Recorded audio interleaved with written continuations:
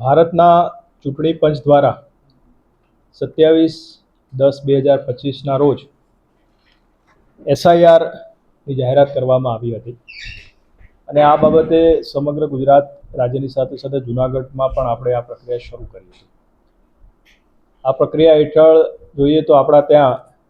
27/10/2025ની તારીખે 13,344 જેટલા મતદાર હતા. એટલે એ દિવસે જ્યાં મતદારો હતા તમામના આપણે એન્યુમરેશન ફોર્મ ગણતરી ફોર્મ જનરેટ કરી અને મતદારોને આપણે આપ્યા હતા અને એ પૈકી આપણી પાસે 11,49,395 જેટલા જે ફોર્મ છે એ ભરાઈ અને પરત આવ્યા અને એ આપણે એની અંદર જે ડ્રાફ્ટ યાદી છે એને આપણે સામેલ કર્યા છે. સાથે સાથે આખી પ્રક્રિયામાં જે લોકોના મૃત્યુ થયા હોય, જે લોકો જ્યારે આપણા BLO તેને ફોર્મ આપવા ગયા હોય ત્યારે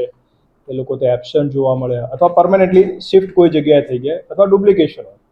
આવા અલગ અલગ કારણોસર જે લોકોએ મતદારના જે ફોર્મ છે ભરીને પરત ન આપ્યા હોય એને આપણે ASD યાદી કહીએ છીએ.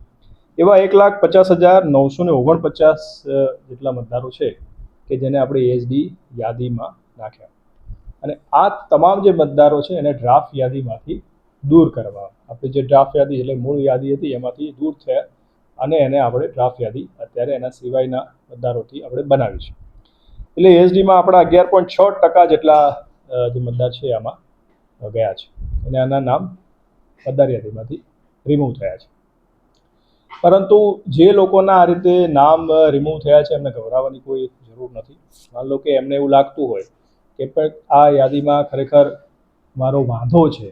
અને મારે મારો વાંધો રજૂ કરવો છે તો એ પોતાનો વાંધો જે છે એ જે પોતાના અમારા જે ERO શ્રી છે ERO શ્રી છે એમને રજૂ કરી શકે છે અને જરૂરી પુરાવા પણ એ આપી શકે છે. આ દરમિયાન જે છે મારી ખાસ વિનંતી એ છે કે આખી જે ડ્રાફ્ટ યાદી છે અમે પોલિંગ સ્ટેશન ઉપર જે અમારા મામલતદાર કચેરી છે, પ્રાંત કચેરી છે, અમારી એની કલેક્ટર ઓફિસની કચેરી છે, મહાનગરપાલિકા છે, આ રીતના અલગ અલગ જગ્યાએ અમે એને પ્રસિદ્ધ કરી રહ્યા છીએ. ત્યાં જઈને પોતે આ ચેક કરી શકે છે અને વાંધો જે હોય આપી શકે છે. જે લોકોના નામ રિમૂવ થઈ ગયા એ લોકો પણ પોતે ફોર્મ 6 ભરીને અને એનું ડિક્લેરેશન ફોર્મ છે એ ભરીને પોતે BLOને આપી શકે છે અને એનું નામ જે છે જો કોઈ કારણસર નીકળી ગયું તો એ પણ એડ થઈ શકે છે. જે લોકોને નોટિસ જનરેટ થશે અને નોટિસ મળશે એવા મતદારો એવા હશે કે જે બેઝિકલી જેનું નામ જે છે એ 2002ની યાદી કાં તો પોતાનું અથવા એના માતા પિતા, દાદા દાદી કે કોઈના નામ સાથે લિંક નથી થયું, એટલે કે મેપિંગ નથી થયું. એ નો મેપિંગવાળા જે મતદાર છે એ આપણા ત્યાં 70,445 એને આ નોટિસ મળશે અને એ નોટિસ મળેથી મેં કીધું એ પ્રમાણેના આપણા 13 જેટલા અલગ અલગ પુરાવા, એમાં પાસપોર્ટ હોય, એનું બર્થ સર્ટિફિકેટ હોય, આવા અલગ અલગ 13 પુરાવા પૈકી લઈ અને કાં તો અમારા ERO છે ERO પાસે જઈ શકે અથવા એ જે પણ આધાર પુરાવા છે એ BLOને પણ આપી શકે છે અને એ રીતે પોતાનું નામ જે છે એના માટે એડ કરવા માટેની પ્રક્રિયા કરશે